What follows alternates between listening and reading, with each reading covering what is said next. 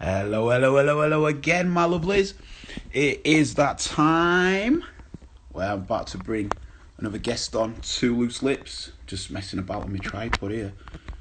It's the behind the scenes production that goes into this. Respect for coming through. Yep, we've had some incredible chats so far. We had Mickey Pica.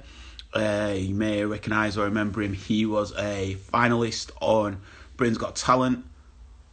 And then, Moh's coming through now. We also had Alex Simmons, which I recommend if you get a chance, have a gander on my lives. Now, the main man Moh about to come through. Technology. Yes, brother, how are you getting What's on? going on? How you doing, man? I'm good, brother. How are you? Not too bad. Special guest as well, you know.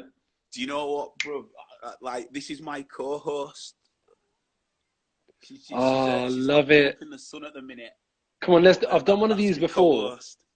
Ben, in this lockdown, I've done one of these before. Let's have a cat date. Yeah, 100% a cat date. Go on, let's see if they like each other. My cat hates cats.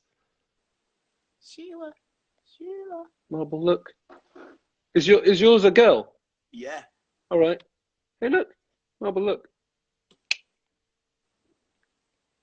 Stop being hard to get. Come on. Best way to start any live. That's incredible. You've got. But And also honestly, the bruised banana, rocking the bruised banana. yeah, I Look at put it that. on especially for you, man. I know you're a retro kind of guy as well, so I thought you'd appreciate that. But Respect, Ben, brother. do you know what? How nice is it? It's really made me realize in this lockdown period to have an animal in the house. Do you know what, bro? I'll be real. Like, it's incredible. Like, I think because the life that I live, I'm always out either DJing or performing or what have you.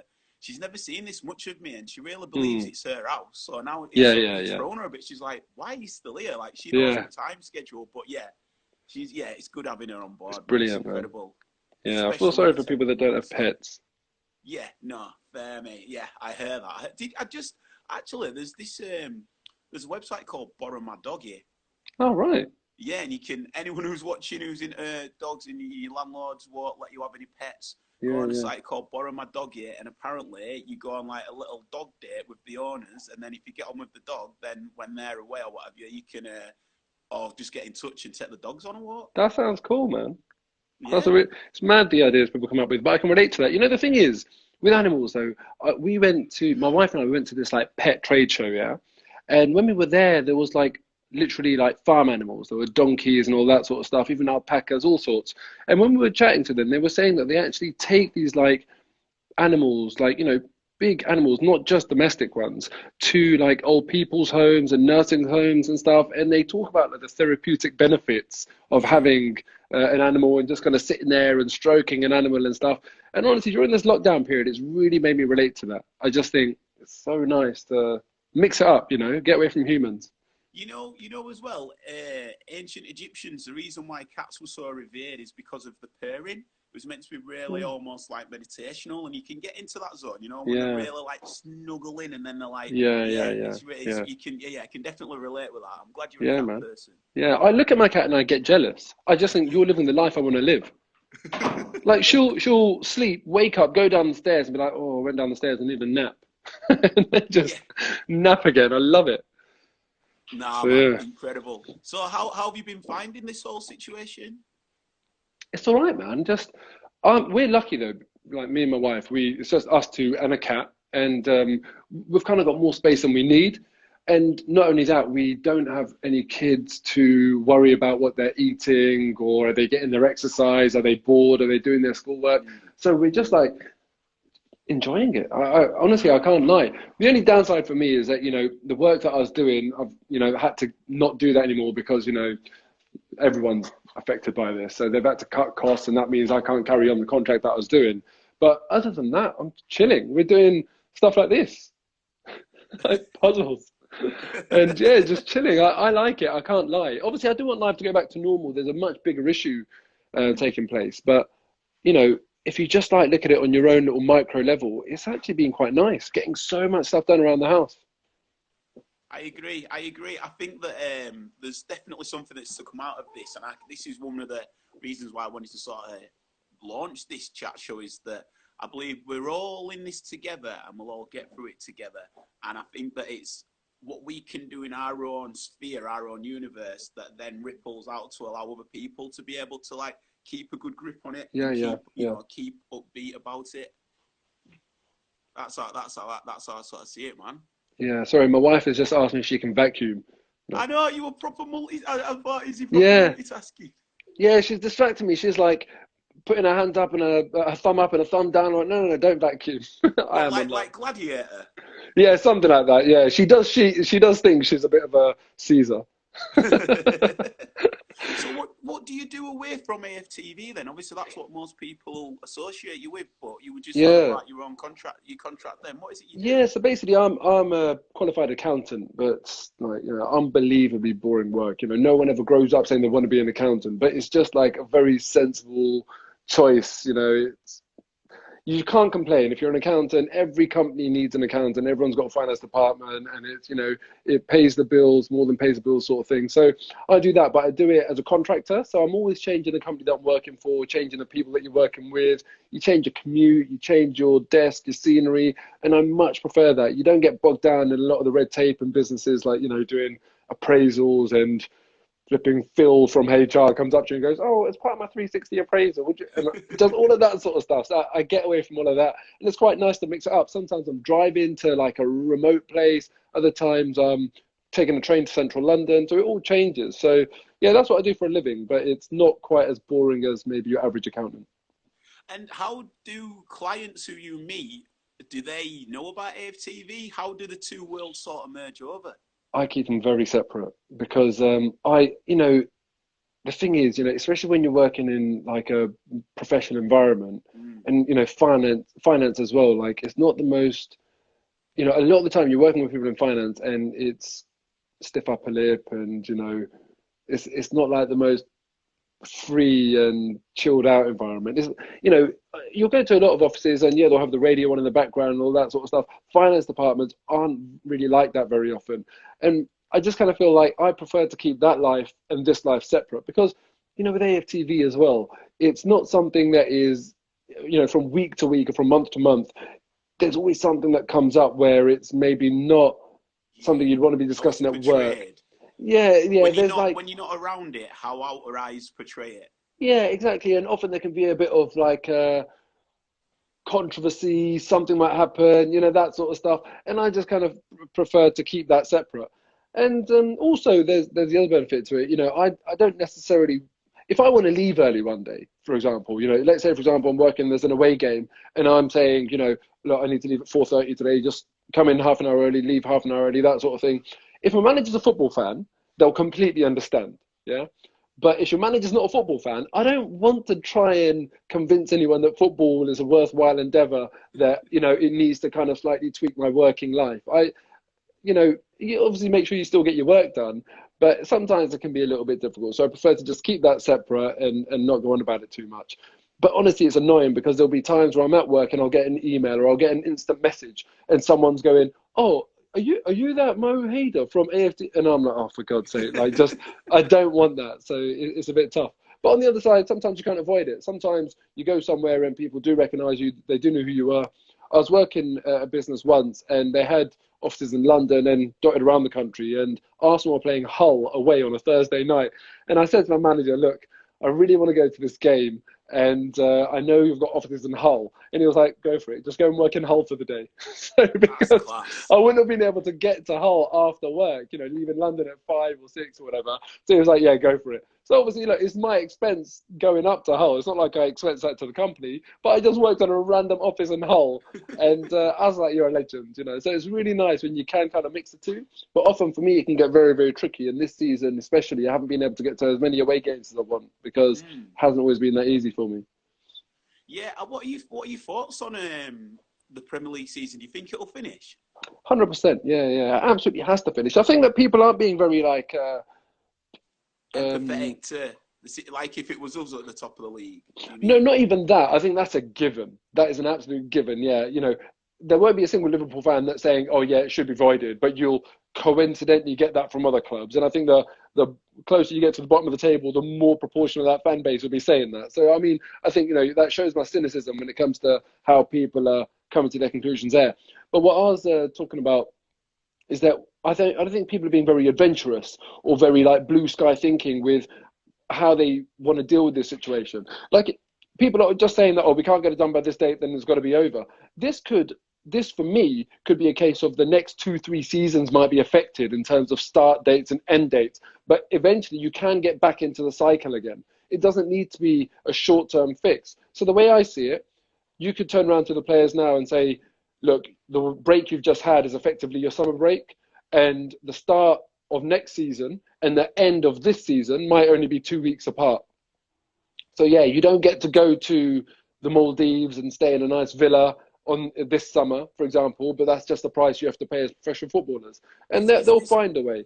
Is this then, in that sort of example, their downtime is in not a pre-season with training, but would you say, because 2 weeks is quite a crazy turnaround for a professional athlete to, it's quite consistent, isn't it? I know like Premier League footballers, well, professional footballers, there's hardly any respite anyway, but I think that could be like a bit crazy.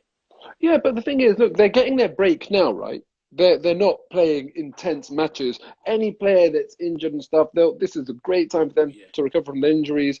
And the way I see it, they're basically, this is the same as what they would be doing if it was a summer break. But this summer, they wouldn't have had much of a summer break anyway, a lot of them, because of the Euros. Yeah. So I feel like in reality, the net effect of everything that's happening compared to if life was normal, a lot of players would actually have more of a break now. So I think that it's not that unrealistic to say to them, look, the ask on you now is that you don't have a big gap between the end of this season and the beginning of next. And just so be it. The way I see it, though, Ben, is that, it might not be ideal, but it's the same for everyone. It's like when you play in horrible conditions, wind and rain and snow or whatever, you can talk about it all you like, but it's the same for every player. It's the same for every team. So ultimately, it still maintains the integrity of the league and the integrity of the competition. So however they do it, they'll find a way around it and they will complete the season. And I don't think that it will be like a gap, on that honours roll. Who won the league in this year? Who won the league in this year? There's not going to be a no league winner due to coronavirus. They'll make it happen. Do you find that the way that it's sort of going to break down, if it does run after into July, players potentially could be out of contract, or for example, Danny Ceballos is only on loan until a particular time. Yeah. So do you feel like it could happen, but those conversations are to be had? Or do you think that those stipulations that are there are the things that sort of prevent it happening altogether? Yeah, it's interesting. The thing is, there's two relationships there, isn't it? It's the clubs with the Football Association in their respective leagues or whatever, and even UEFA. And then it's clubs with one another. So the league will say to Arsenal now, we're going to finish off the Premier League season like this. And that might be an end date of like late July, for example. But then now Arsenal, let's take Saliba as an example. They've got a deal with a club and they're going to be saying to one another that in our contract that we wrote up, it was 1st of June that Saliba would have expected to join Arsenal. But the reason why it would have been 1st of June is because that is when that's a point between the two seasons, right?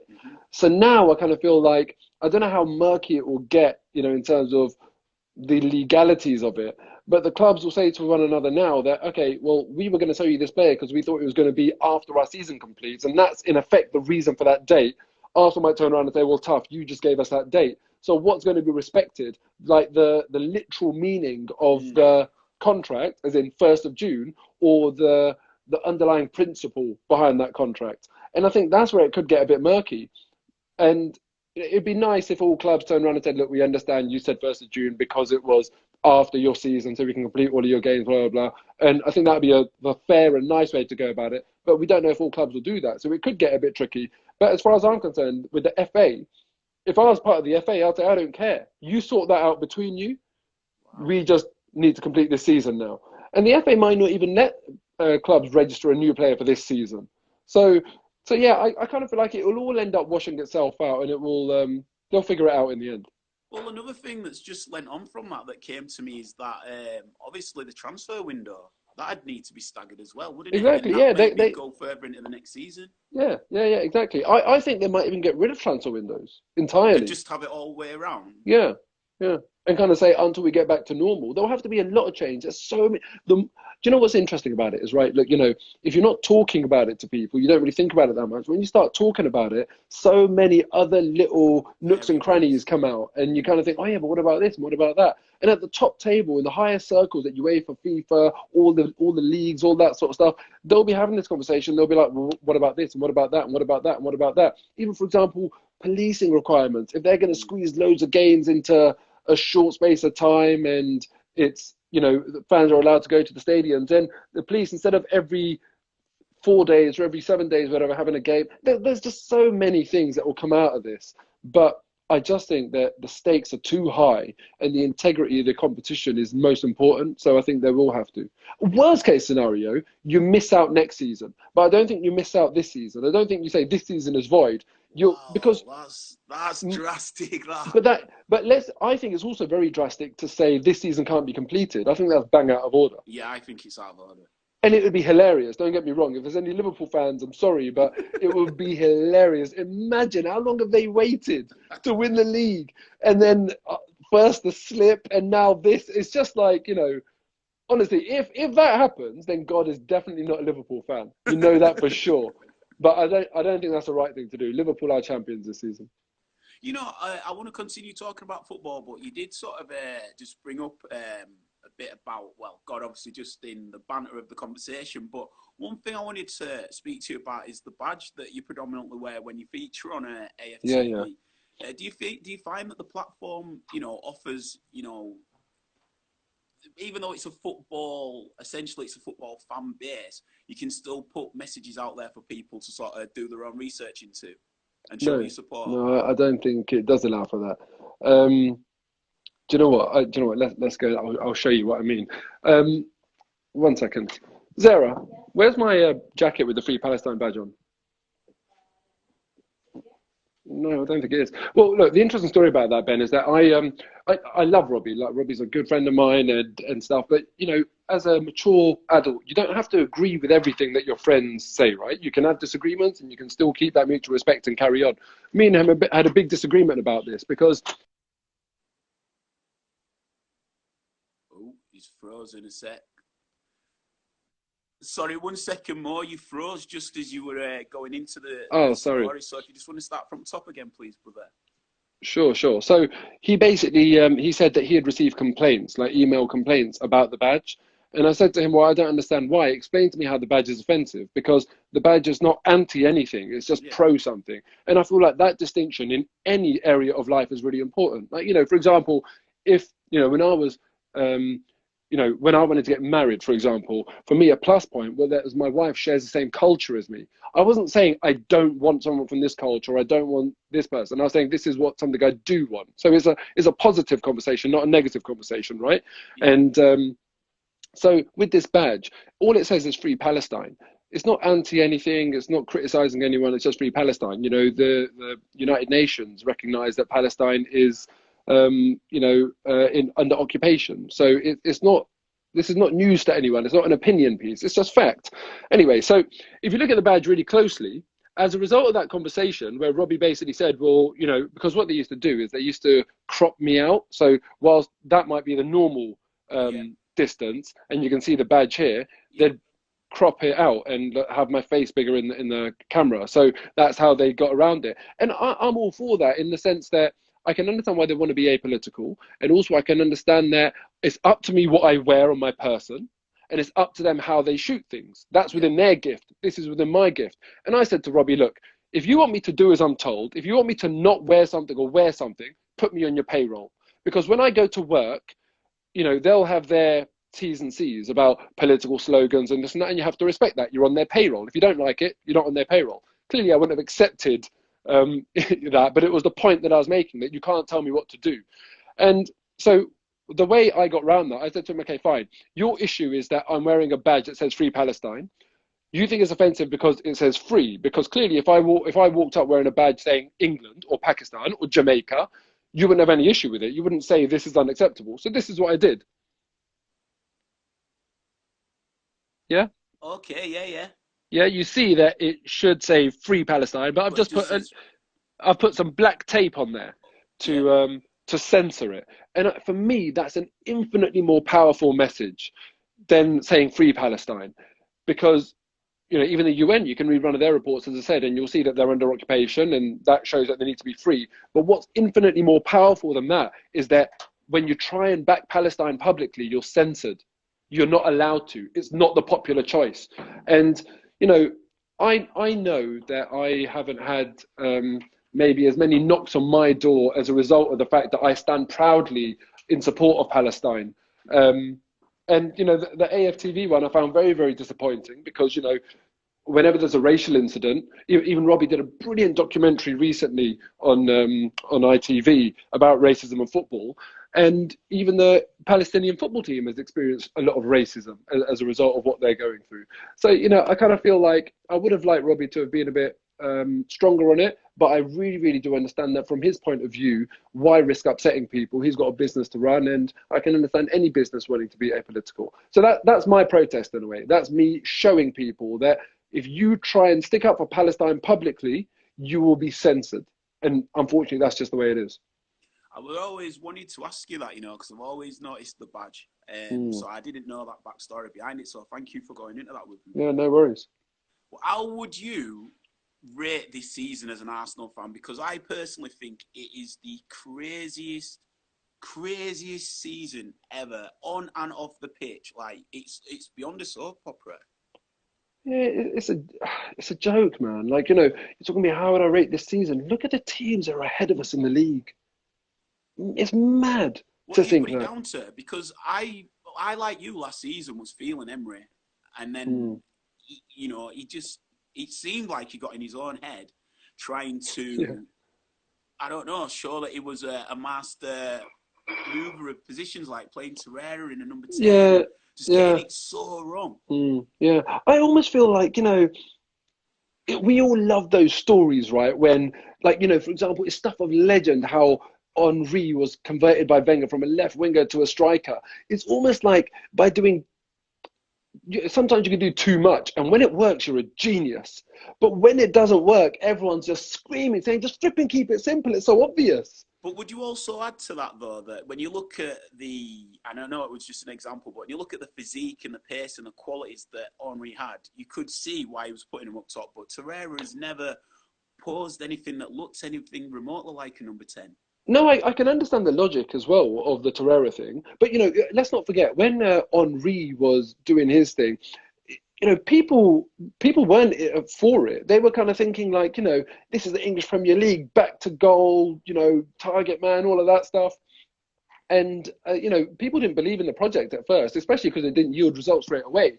But with Torreira, I can totally understand what Emery is thinking. I just don't think that it plays to his strengths What enough. was he thinking? Because I had So, no clue. yeah, so for me, if you think about it, like, the best place to win the ball is in your opposition's third. And Torreira, statistically, he's incredible at that. For me, second best DM in the Premier League, other than N'Golo Kante, because of his ability to tackle without giving away fouls, and his ability to intercept and that sort of thing is very, very good at winning the ball. He doesn't do much with it afterwards, but if he can win the ball there, and you get the opposition running back towards their own goal, and when you're close or in their final third, at this level of football, you're very, very likely to get yourself in a position where you either score a goal or create a really, really good chance. And I feel like when Torreira's doing that work further, closer to his own goal, it's obviously still really useful, but it doesn't result in that goal scoring opportunity that it does when you win the ball higher up.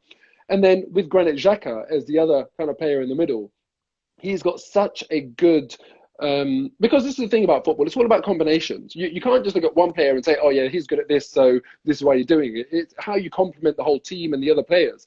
And with Granit Xhaka, he's got such a good range of pass. Don't get me wrong, I know he's like quite a divisive figure. He doesn't, he can't do it on both feet. He doesn't do it quickly, like Cazorla, for example, but he has got a wand of a left foot, and you can put it, perfectly on the pitch anywhere he wants when he has time on that left foot. So him playing that quarterback role further down the pitch, just bring those counter attacks, and Torreira doing the job, winning it further up, absolutely brilliant. But then the problem with all of that was, in theory, it's fine, but in reality, Torreira is a much better DM than Xhaka was, and we faced way too many shots. Xhaka doesn't have that agility, doesn't have that defensive brain to try and get in the way, intercept and break up play. And as a result of that, I just felt that we ended up conceding way too many shots. And if you're conceding too many shots, naturally you're going to concede a proportionately higher number of goals.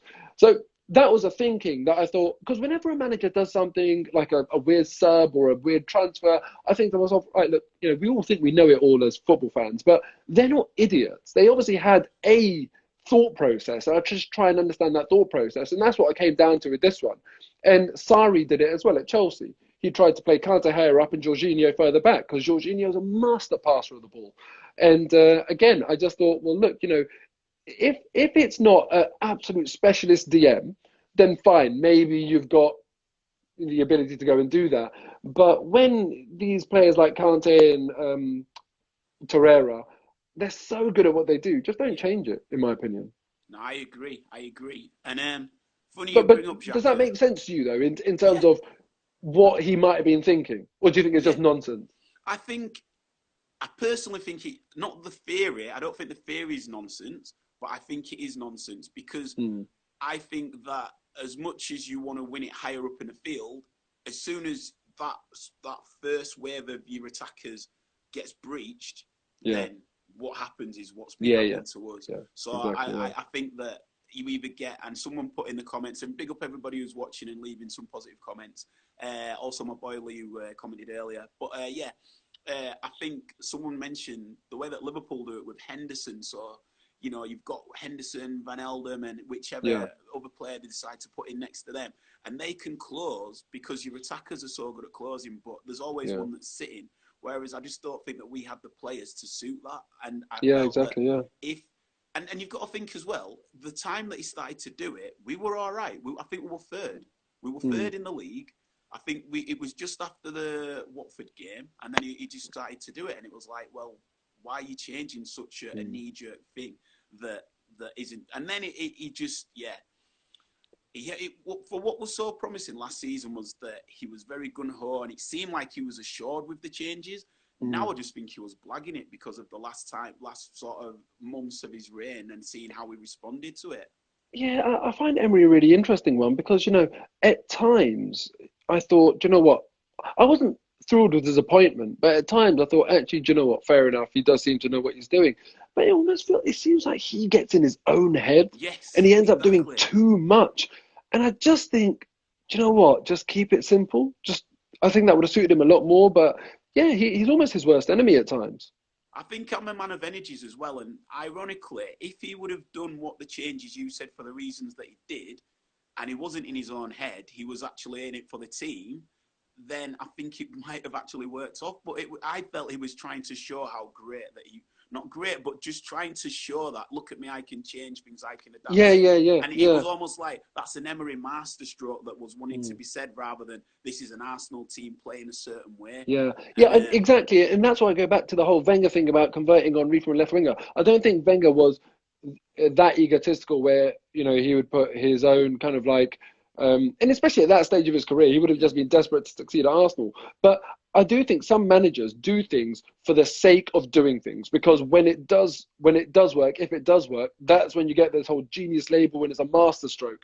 But yeah, I do agree. I feel like Emery might have been doing that, thinking that, I need to, because if he just played Torreira where, Torreira should play, it's a case of, oh, well, yeah, there's no big deal. Like, it was there on a plate for you the whole time. But the fact that, he's trying to do something different, if it works, then you get all the plaudits. It's a high-risk strategy. It didn't pay off. What's this one here? Every manager that doesn't play Ozil and to his strengths doesn't understand football, and it's not good enough for AFC. Should we have a chat about Ozil? I mean, I personally feel that the stats aren't supporting the player. You can't hide behind the fact that last season he had 2 assists. Like as much as he can be adorned or anything like that, I just don't. I don't know if the ship, if it's sailed on him. I wouldn't Yeah, say that because there's definitely a player there.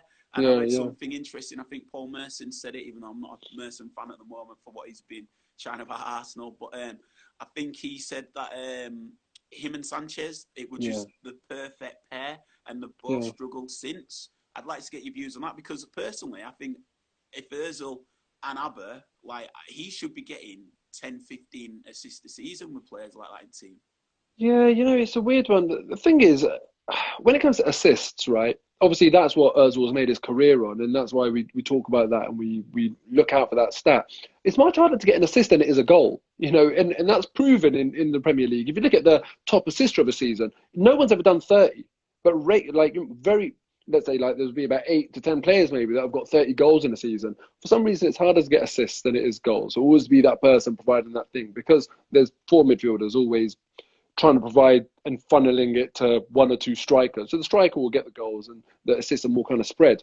But Ozil had an incredible track record of getting assists. And now when he only gets 2 in a season, we're like, what the hell? You're past it. You're gone. Yeah, but it's. I mean, go on because Yeah. it's not the volume that we're expecting because you've got to think. Even at Arsenal, he had that season when did he get like 8 or 9 in a row? It was ridiculous. He got an incredible number of assists, and that was feeding Giroud as well. Yeah, He yeah, wasn't the most exactly. clinical or pacey. But I just kind of feel like, look, the assists, I'm not going to ignore them entirely.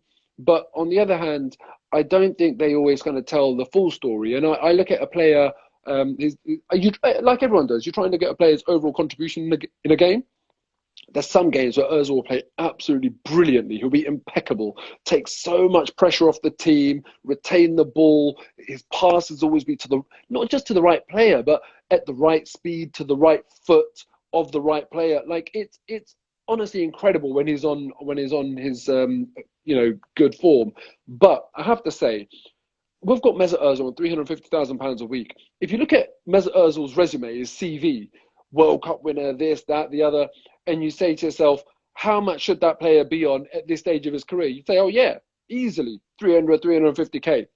But when you look at him day to day playing, is he justifying that salary? Would you look at him as a £350,000 a week player? And then you turn around and say, no. If you look at the other earners of that nature in the Premier League, you'd kind of say, well, yeah, you're probably getting more from them than we are getting from Ozil. Even But as it's, playmakers, you could list maybe 5 playmakers that are producing week in, week out above him. yeah, well, yeah, I have to agree. I don't think it's an efficient use of our resources at Arsenal to be paying him 350 grand a week. I don't think we're getting as much for it. You look at Aubameyang, for example, doing his job, no one can question it. Absolutely no one can question it. He's doing his job fantastically well. He's on less money. You look at Leno, for example, really someone like who's earning his money. But then with Ozil, I kind of feel like, yeah, for that money, you would expect more return. But that's the problem. We're looking at it kind of just game by game, performance by performance. But that's not why he's on 350 grand a week. He's on 350 grand a week, firstly, because of his CV, Yeah. because of the star that he is, and he's put himself in that position where he's so highly rated.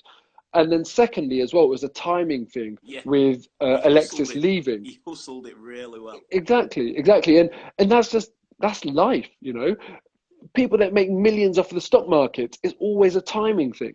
It's not because, they're necessarily just as they realize at a point in time that this is the right time to buy or this is the right time to sell. So yeah, Ozil and his agent played a blinder.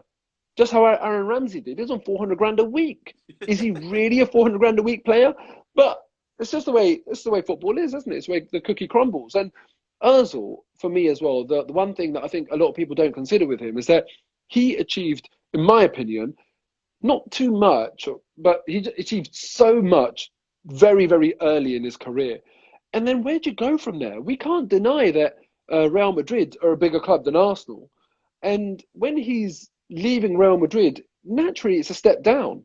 And I think to myself, you're on more money at a club where there's less pressure. You've won everything there is to win. And I just wonder if, does he have as much motivation? Mm. Had he started off at Arsenal, like, you look at Ozil at Werder Bremen, I think it would have been a different game. When he first came to the country, I think he had something to prove, and I think he did really well. He was brilliant. He was a revelation. But now I feel like he's got married. He's on £350,000 a week in one of the best cities in the world. He's won everything there is to win. He's coming to the last phase of his career. I don't think he's hungry. Do you find that maybe from the player's point of view, and I've seen a couple of comments coming in, and somebody said, rate Ozil from Arteta to Emery, which is fair. I'm definitely seeing a lot more work rate from him. I've still not seen as much assist as I'd like. And one thing I always stick up for Ozil about is he's the guy that sets up the goal. So, there's maybe that statistic that could come into it. But do you also think that players sometimes lose motivation when you see players go? When, like we've just said, that he had such a click with Alexis. Sometimes, is it the club? Where's the ambition to 100%. To the players? 100%. And honestly, look, we can criticise Ozil as much as we want. His hunger, his desire to be the best is very, very consistent with Arsenal. We can criticise the player all we want, but I think Ozil sums Arsenal up. On Ozil's day, on Arsenal's day, amazing, beautiful to watch, lovely to watch. But is Ozil really, really striving to win the Ballon d'Or? No. Arsenal really, really striving to win the league and the Champions League? No. And I think he's at the right club, in all honesty. He's a huge, huge name because of stuff that he's done. That's exactly what Arsenal are. So we can criticise Ozil all we want, but I think he's a representation of the club. And when you do see players leaving, of course it affects you. I don't know if you play football, Ben, with your mates or whatever, yeah? I mean, the Black Zidane. The Black Zidane. I heard they call Zidane the White Ben. But look, what I'm saying is that you imagine the guys you play football with, yeah, and think about the standout player. Think about the one player you want to be on your team. Yeah, you've probably got someone in your mind, right? Now, if you're playing and he gets injured, or let's say, for example, you're playing, the teams aren't balanced, and you say, all right, let's switch players, and he goes on the other team. Yeah. All of a sudden, you're kind of like, oh, everything's a little bit harder. Like, in your head, you're thinking it's not going to come as easy anymore, and it might affect your motivation a little bit. And this is us having a kick around. For these guys, we've seen it with Van Persie, we've seen it with Fabregas. Yeah, it's the consistency of what we've seen as well. Yeah, it's not just here and there, it's the consistency of what we've seen. It affects you. It gets to you. And ultimately, it's hard to be the one person going against the grain the whole time. You get used to the culture of an organisation you're in. It's hard to change the culture of a whole organisation. Arsenal has probably changed Ozil to just be a little bit more, oh yeah, this is fine, this is good enough. We're not really a killer club. We're not a shark team. Do you know what I mean? And now no longer is Ozil. So I almost sympathise with Ozil because, when I look at Gareth Bale, when he left Tottenham, you look at his actual physical change.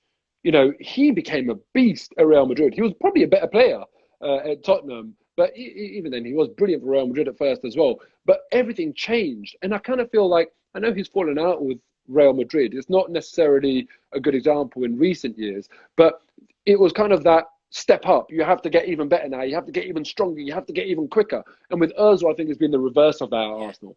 And I don't think Arsenal cultivate killers.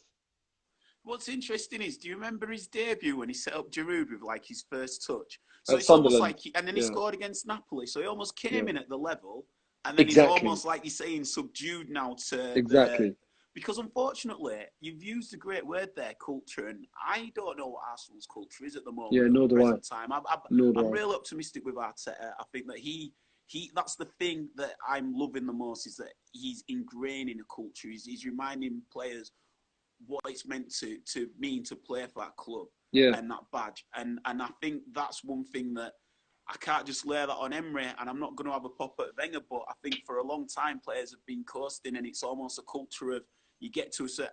I've got Man City fans who are friends who go, as soon as a player's half decent, we'll take them off you, and you start laughing, and the next minute they end up there, and you're like, it's exactly. Crazy. But Man City are a great example.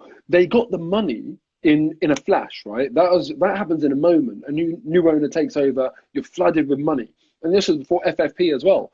But they didn't get the success straight away because the money can't buy the culture, And I've always said, I think F1 teams are a really, really good case to look at. And you look at how they celebrate every race win. Like, for example, Lewis Hamilton and his team, they know they've got a very, very good chance of winning that Constructors and Drivers' Championship every single year. But every race they win, I look at those celebrations and I think I see no sign of complacency with these guys. They are absolutely delighted every time they win, and that's because so much has gone into it.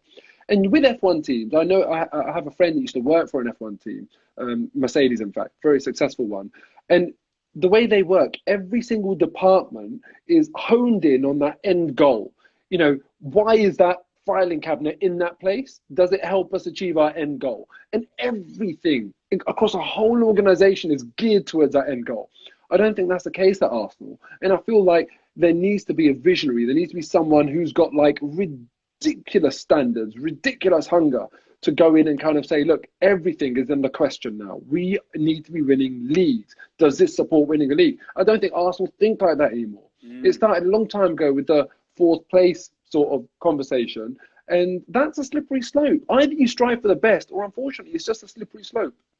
Nah, you're right, mate. I think, like I said, that the last decade for me was a decade of mediocrity, I believe. I know it's a strong word to use when we've won FA Cups, but the way that we've sort of gone down, I definitely think so. Even when, what frustrates me more is, and again, I think culture's the key word, is now, I really love psychology of things, and it's like, before we were like, well, we want to be compete for championships, then it's we want to be competing for the top four, then it's like, oh well, you know, we can't be signing these players, then it's like, oh well, loans, and it's like we're getting fobbed off left, right and centre by just taking loans. But because of the way that it's, I read Animal Farm and I was like, that's how Arsenal have been run at the moment. It's like the Kroenkes are the pigs, and it's like every time you're like, well, you said that, and it's like, no, we didn't say that, we changed it slightly, and it's like, what?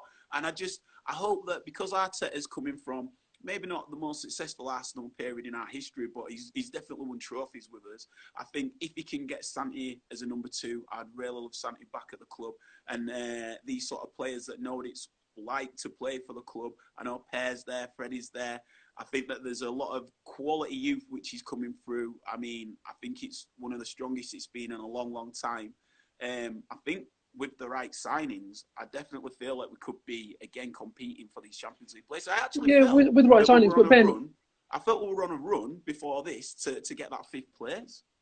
Yeah, but you know, I kind of feel like Arsenal have been way too inconsistent this season, and for me, it's a complete freebie for Arteta. I'm not going to complain if we don't achieve anything this season, but the reality is, look, we are a cup team now. When was the last time we gave the league a real go? We win a few FA Cups and everything, and that's a testament to how much of a giant Arsenal were in a way, because we still have that expectation and that, you know, track record of winning trophies, but we're not doing well enough in the league.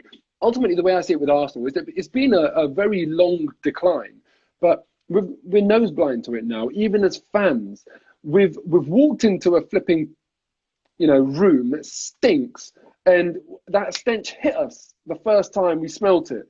And we're like, what the hell's going on? You know, and that, you know, that analogy would be in like the kind of, let's say, a league finish in the form of a signing or whatever. We'd be like, what the hell is this? But now we're used to it. We don't question it anymore. The one thing that really, really made me realise that is when we signed Danny Welbeck and people were happy with it. And like, you know, no disrespect to Danny Welbeck, he was never a world beater. That's not a signing to be happy with, in my opinion, when we signed him. And I thought to myself, you know, how much our standards have fallen. And unfortunately now I kind of feel like even as fans, we don't carry as high of an expectation anymore. We're kind of used to it a little bit. And we complain every now and then, but ultimately it's hard to maintain that energy every single day of being annoyed and complaining and crying about stuff. It's hard to maintain that energy. It's hard to be emotionally affected by a defeat or a draw, dropping points when we shouldn't have, because it happens too often. And this is the shame, man. I kind of feel like we're getting used to it. And in fact, I'll be more honest than that. We are used to it now. And I really hope Arteta's that guy that can come in and kind of say, guys, wake up. You know, here's some smelling salt. What the hell are you doing thinking that it's all right to, you know, for this result? Or when someone suggests signing a certain player, he's like, wait a second, do you have any idea what I'm trying to build? And we need someone who can do that. We need a revolutionary. And Arsene Wenger was that revolutionary. when he came in. And I hope Arteta can be as well. But look, this season is an anomaly, right? We've had 3 managers this season. How many times has that happened in living memory of Arsenal Football Club? So this season, we're going to have to accept that. And I hope that Arteta's methods and, him being a visionary all comes to fruition from next season and onwards. Do you feel, and sorry for keeping you, brother, thank you for your No, time. not at all, Ben. It's a pleasure. Soon, but where do you think with the board? Where do you stand with the board? Are you like with the Turkish sort of side of it where we should be protesting? Do you feel like, as I support that, but I also think that there's been so much toxic, I hate that word, but it definitely, I was there at the centre scene of it, Everton away, and all the carnage that sort of popped off. And when you think of the season, it's just been such a crazy, chaotic season. Do you feel like, even though that's looking to gain a positive, do you just think it'll, because the fans do seem united at the moment, do you feel like this will again splinter certain sections and bring the wrong sort of attention to the club? Yeah, it will. That's the effect of it, always. I think like you have to accept that when we're so passionate, we're so tribal about our club, you can do anything and it will create a bit of a splinter and that sort of thing. But you have to ask yourself, is the potential benefit, does it outweigh the negatives, right? And certainly if we got a change of ownership out of it, whatever splinter groups formed and all that sort of stuff, for me, the benefit would outweigh the negative.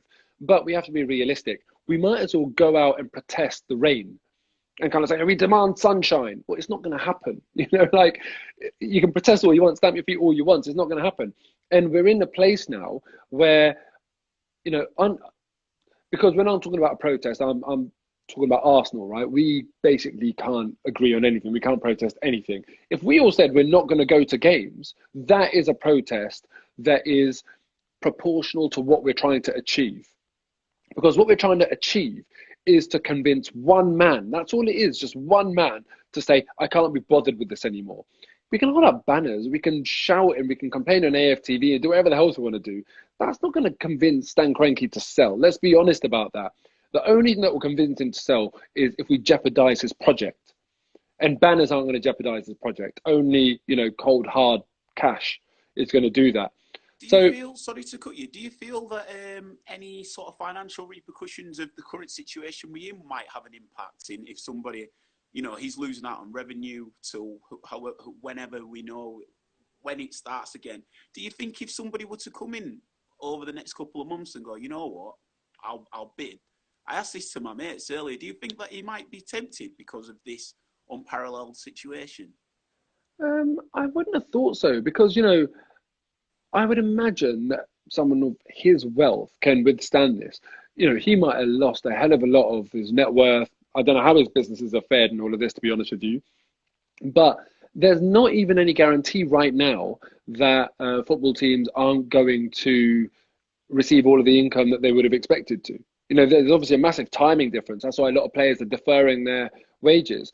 But if we are able to complete the season and we're able to get the stadiums full again, then there might not be any worse off. And, another interesting dynamic, back in the day when we built the Emirates Stadium, match day revenue was a much higher proportion of total revenue.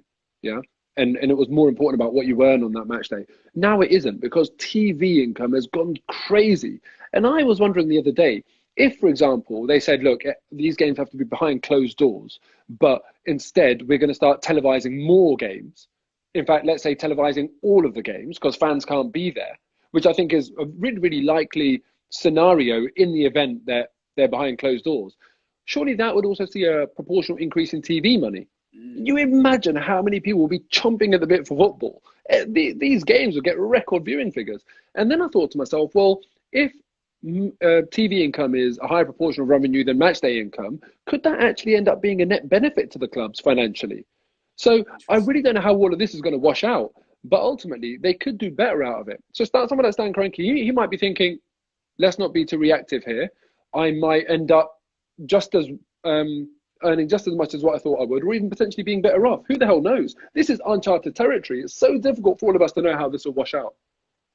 Nah, mate, amazing. I see a few comments coming in about Abba. I don't want to step there because for me, I believe that he's going to stay, and I don't like stirring that pot. But what makes you think he's going to stay, by the way?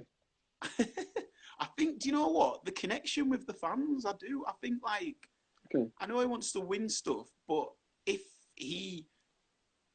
I've got my Arsenal head and heart on here, right? But if we do the right things and him at the helm, I think in 2-3 years' time we can be causing, we can be back to where we want to be. Now his question is, does he want to win things before it gets to that point? And I don't know, man. I think you know what? I just wish that he'd stay, and that's it. That's all I'm Yeah. basing it on. Do you know I what? think he's definitely connected to the club. Yeah, the way I see it is like, what he does, what Aubameyang does, there's literally a group of about 20 men on the planet that can do what he does. It's such an exclusive group. People do not realize this. Across all the top 5 leagues in Europe, because that's what we're talking about here in terms of the pool, there's not many people that year in, year out can get the number of goals that he does. He's such a rarity. And I know that these people will always exist, but ultimately that group of people that can do it are special people and they're in high demand. So the whole conversation about, oh, shall we let him go? For me, no. Once you've got one of these players that can do what he does, do not let them go ever.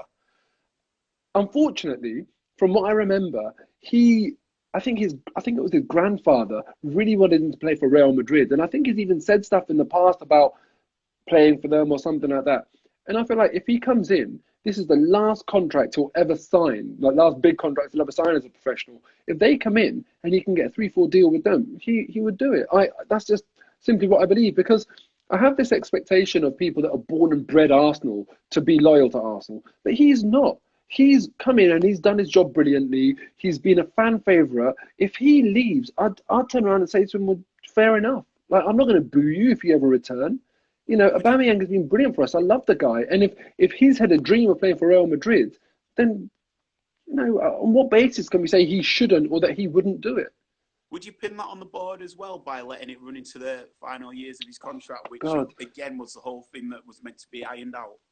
Yeah, because they said that they're going to stop that happening. Vinay and Raul, I'm sure they actually said that, they're going to stop that happening. But it's like going back to the cranky thing. Raul and Vinay could have started protesting outside of Aubameyang's house. Ultimately, you can't change a man's mind. This is not a protest where, people are going to be giving in to pressure because they're concerned about you. This is just their own interest they're looking after. So Aubameyang will just do what he wants to do. It doesn't matter what Vinay and Raul say. It's naive of them to let it go this far. They should be more firm with a cut-off date and say, that's it, you're being sold. Or rot in the reserves. They need to play real hardball. Because the risk is now that, do you know what I found really interesting? He was doing an Instagram live with Kevin Prince Boateng. I don't know if you saw it. Yeah. And Boateng said to him, how long's left on your contract now? And Aubameyang said, 1 year. And Kevin Prince's, Boateng's reaction told me everything I need to know about, like, just imagine being in that inner circle of footballers and understanding what they go through. When he said 1 year, Boateng went, oh. Yeah. And literally, if this was a cartoon, I would have seen money in his eyes. Yeah. Every footballer knows it's the gold mine. And Ramsey's done it. Loads of other players have done it at Arsenal. And now it's Aubameyang's turn. We just have an inability to prevent that from happening. And looks like Aubameyang could be the latest beneficiary of it. So the final two from me then. I know Instagram has this thing as well as kicking people off. So I think we've got about 3 minutes. So thank you for your time as well with this, brother. But do you not feel that where Liverpool's success has come is that they have spent really wisely in the money that they've been able to attain from selling players? So then is that not, and I know FFP's around, but is that not for the Kroenkes to almost say, well, you lost that, we didn't get the right sale on the players that have gone for free, so we understand and we should put our own money in. Like, that's how I feel a business should operate. No, I disagree. I think if I was Stan Kroenke, I'm saying I've appointed you as the MD of the club or the CEO of the club to run the club in the right way, and I've got a head of negotiations, and I've got my CEO, CFO, all of that stuff. I would turn around, instead of saying, oh, now why should I put my money in, I'd turn around and say, all right, that's it, you're fired. So do you think that's what happened with Gazidi, subtly?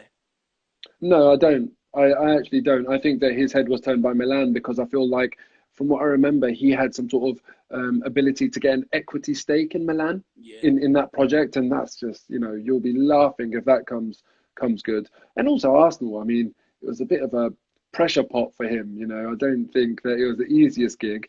So, yeah, for me, if I was the owner of a club, I'd be turning around and saying, hold on a second, I had a 30, 40, 50 million pound asset that you let go for free. Yeah. Like, imagine you're a business owner, you're a DJ. Let's say, for example, the nicest pair of decks going, you had an employee and they were like, oh, yeah, I left the van unlocked.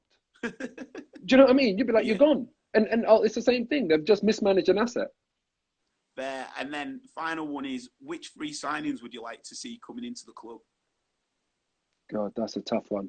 Well, look, Upamecano is the really obvious one. For me, that would be a dream to get him. And on top of that, it's tough because I really want like a dynamic number 10. But do we have space in the squad for that when we've got Mesut Ozil? You know, and that's a really tricky thing. And that's why ideally for me, Mesut Ozil would move on, because I think that, like, let's say even like a James Maddison as an example could give us a lot more, and I think they'd have a lot more to prove. I love Ozil, don't get me wrong. I think he's an incredible player, but I just feel like, you know, we're not, he's not perfect for us right now. We need someone to kind of like, you know, want to earn their stripes. He's already earned all of his. So that would be those two. And then do you know what? The third one, I don't know. I'd love to get like an amazing winger, like obviously we're not going to get Jadon Sancho or anyone, but you know, then I think, so what about Martinelli? You know, why stifle him? I'd rather he gets that gig as well. What I would like to do, in all honesty, look, Mustafi and Xhaka, they've both very, very much improved in recent weeks. Ultimately, they are still not the answers. I would move both of them on, and I would get a very, very accomplished midfielder in that Cazorla mould. I don't know if that is Dani Ceballos. I'd use Dani Ceballos as the benchmark. Either he can be the signing, or we say, can we get better than him? And I would move Xhaka out of the squad, because I don't feel like, as much as Xhaka has been better, he's not world class. And I don't think anyone will claim that he is. And I really feel like the spine of your team, you need it to be world class. So we'll have Saliba coming in, obviously, and if we can get Upamecano, I think that's a really, really good spine with Leno behind them. Torreira, I think, is a brilliant specialist in his position. Get a brilliant central midfielder pairing with him. Either Mesut Ozil playing to his potential, or a great number 10, and then our strikers we don't even need to worry about, because I think we've got a brilliant setup there. So yeah, and then with the sprinkle of magic from the wing with Martinelli and that sort of thing, I think, you know, we could make a good fist of it next season. Perfect, brother. Moh, you're an absolute gentleman. Thank you for taking time out and getting stuck into No worries, the man. chat with me, man. Massive respect for My you. pleasure, bro. Stay safe and cool through this time, and You I'll too. catch you at a future Arsenal game, yeah? Will do, hopefully, man. Take care. Thanks for having me. Respect, brother. Peace. Later. So there you are. That was Loose Lips. That was a chat with Moh from AFTV. Nice to get on a level and see what he had to say about Arsenal's season, and just the interesting side of it as well, about especially the Palestine part of it. And yeah, incredible. Good guy he is as well, man. Make sure you give him a follow and watch all his videos when they upload on AFTV. I've got one more interview left, which is going to be with Matt Healy.